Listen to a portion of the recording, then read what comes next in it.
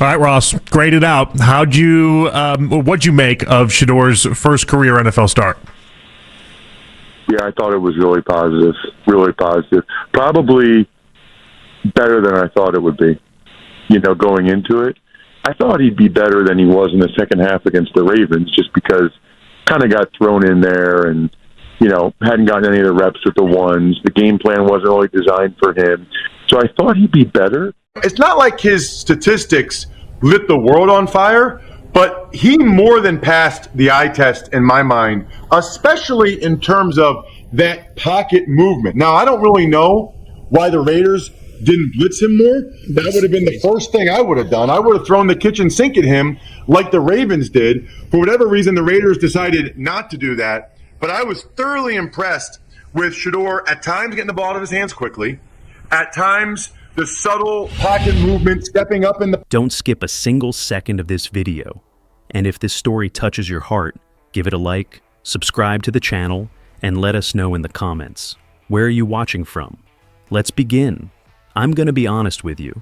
The second Ross Tucker opened his mouth in that interview, everything we thought we knew about the Browns' quarterback situation got detonated on the spot. Because this wasn't some random radio guy firing off a hot take. This was Ross Tucker, former NFL player, national broadcaster, respected voice, literally sounding stunned at what he just witnessed from Shedeur Sanders. And when a guy like him admits on air that he didn't think Shedeur would improve that quickly, that's not just praise, that's an indictment. That's basically saying the Browns had a Ferrari under a tarp for 6 months and didn't even bother to look. Think about the layers here. Tucker wasn't even trying to be dramatic. He was trying to answer a simple question. What did you make of Shedeur's first start? And instead, what came out was disbelief, genuine shock. He expected normal rookie stuff, panic, hesitations, maybe a busted read or two. But what he got was poise, pocket movement, discipline, everything the critics swore Shedeur didn't have, everything the coaching staff apparently didn't trust him with. You could hear it in Tucker's voice, that tone of, wait, how is he doing this already? And that's where the controversy really explodes. Because if Shedeur could make that kind of leap in a single week, 1 week, then what does that say about the past 6 months?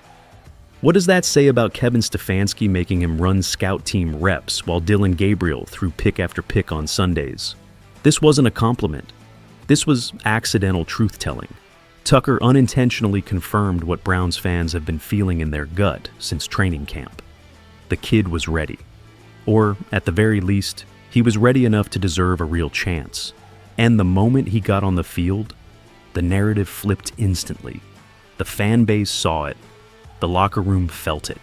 And Ross Tucker straight up validated it. This is the turning point.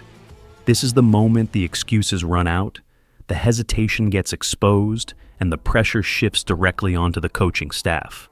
Because once a national analyst goes on record like that, you can't hide behind "he needs time" anymore. And trust me, the ripple effect from those comments is only getting started. Let's get real for a second. The only reason Ross Tucker's comments hit so hard is because of everything Shedeur Sanders had to climb through just to touch the field. Cleveland didn't just ease him into the season. They didn't groom him. They didn't prepare him. They buried him. 4th string, scout team, zero real chemistry with the starters. And for months the national conversation was, well, if he's not moving up the depth chart, he must not be ready. People bought into the narrative without ever questioning the logic behind it. But when you really look at that depth chart, it was smoke and mirrors. Joe Flacco, a veteran who was never going to be the long-term answer.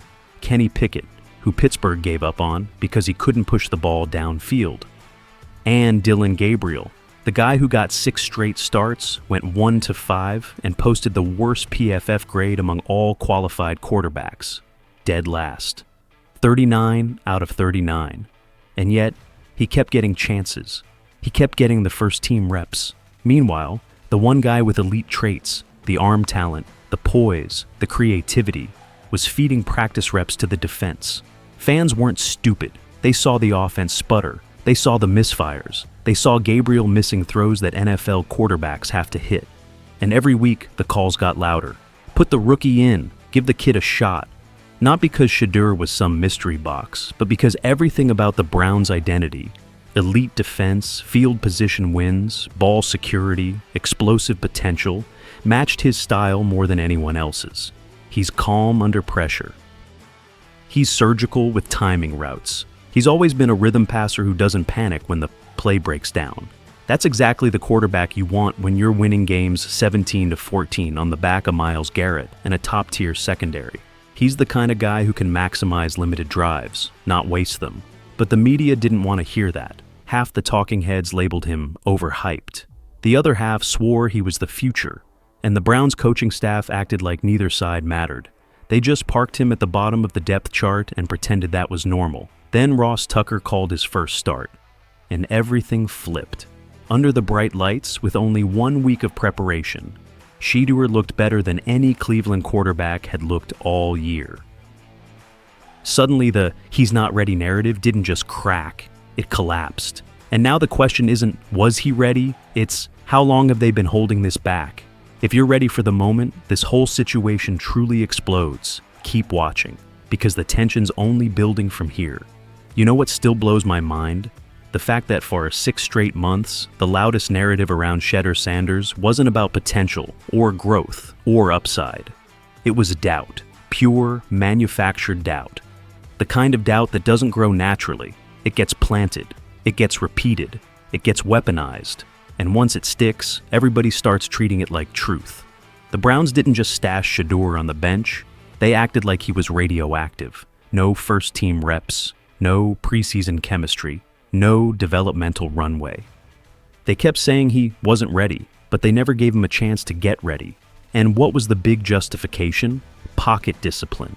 That was the line they kept feeding people. He bails too early. He runs backward. He needs months of work.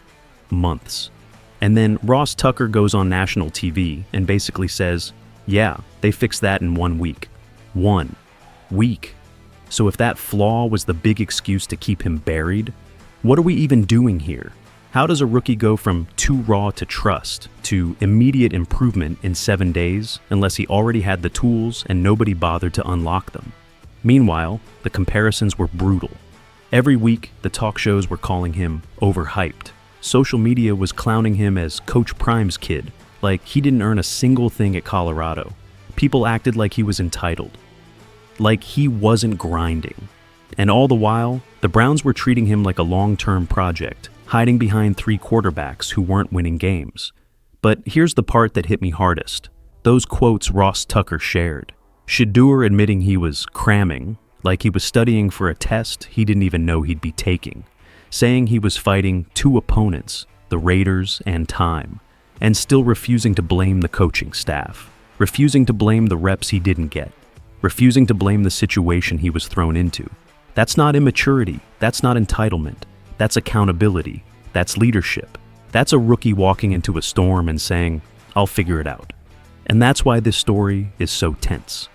Because Shedeur didn't just have to overcome rookie mistakes. He had to overcome a narrative built against him before he ever stepped on the field. A narrative that shattered the moment he finally got his shot. But if you think that was the end of the pressure, oh no, the real turning point was still coming. There are games where a quarterback plays well. And then there are games where a quarterback changes the temperature of an entire franchise. And what Shedeur Sanders did against the Raiders, that was the second kind. That was the moment where you could feel something shift. Not just in the stat sheet, not just in the broadcast booth, but inside the soul of the Browns locker room. Because from the first drive, you could see it. The poise, the control, the way he stood tall in the pocket like a guy who'd been doing this for years. Not someone who had just gotten his first real week of reps. The discipline was undeniable. The same kid everyone said runs backwards suddenly took that one small step forward. The step this coaching staff drilled into him all week. And it changed everything.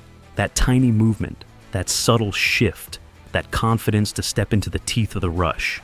That's NFL quarterbacking, and he showed it instantly. And then came the throws. The one to Jerry Jeudy. That wasn't a rookie moment. That was a leader moment. Most first-year quarterbacks would have bailed to the flats or checked down the second they felt heat. But Shedeur stayed patient, kept his eyes up, let the play breathe, and hit Judy right as the window opened. That's anticipation. That's trust. That's a guy who knows exactly where everyone on the field is supposed to be. But the throw that told the whole story, the one that electrified the sideline, was the 52-yard bomb to Isaiah Bond. Rolling right, pressure in his face, body twisted, about to get crushed, and he still delivered a perfect missile. When the camera cut to Myles Garrett with his hands on his head, that was the moment you knew. The moment you saw the veterans realize, this kid is different, and that's the key. It wasn't just that Shedeur played well, it's that the team responded to him. The offensive line blocked like they were protecting a franchise. The receivers fought for every yard. The defense, one of the best in the league, fed off his energy and matched it.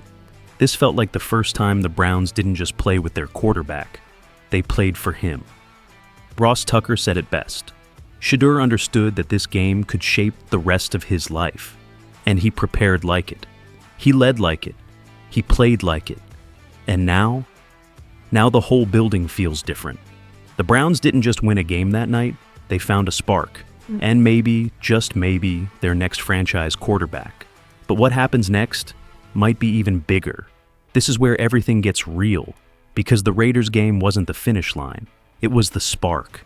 It was the moment the Browns finally had to look at themselves in the mirror and ask, what if we've had our future franchise quarterback sitting right here the whole time? And now the next 6 games, they're not just about reps. They're not just about evaluation. They're about identity. They're about direction. They're about the future of the Cleveland Browns. Ross Tucker laid out the 3 scenarios perfectly, and honestly, all 3 tell a story bigger than anything we expected back in Week 1. Scenario 1, Shedeur keeps winning. If that happens, and I'm talking real wins, division wins, statement wins, then the Browns lose their ability to draft his replacement. They won't have a top 5 pick. They won't be in the quarterback sweepstakes. And suddenly the conversation becomes, why would we replace a guy who's winning with a top defense behind him and a locker room that clearly believes in him? Scenario 2, he keeps improving every week, even if there's a bad game, even if there's a rookie mistake or two. As long as the needle keeps pointing up, he becomes the unquestioned QB1 heading into the offseason. No more developmental project. No more maybe. He walks into OTAs as the guy, with the reps, with the chemistry, with a full offseason to grow. And then there's the wild one. Scenario 3. Shedeur takes down the San Francisco 49ers in his second start. If he does that, he becomes the first rookie quarterback in Browns history to win his first 2 games. That's not hype, that's history. That's national headline, franchise-shifting stuff. And you better believe the entire NFL will take notice. But here's the part that fires me up the most. This moment feels earned. Shedeur didn't get handed anything. He didn't get the cushy rookie treatment. He got buried. He got doubted. He got thrown in late with no rhythm, no reps, and no favors. And he still produced. He still showed leadership. He still made the plays the other quarterbacks couldn't make. This isn't a fluke. This is a rise, a resurrection of a career that some people tried to bury before it started.